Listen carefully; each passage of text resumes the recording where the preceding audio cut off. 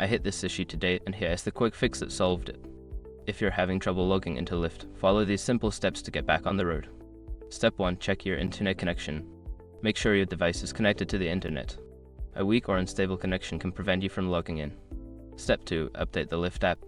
Ensure you have the latest version of the Lyft app. Outdated apps can cause login issues. Go to your app store and check for updates.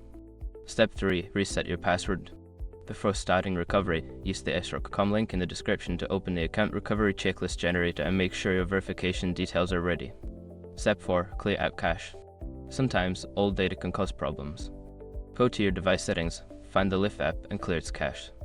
This can resolve many login issues. Note, on Android, this can be found under Settings Apps Lyft Storage.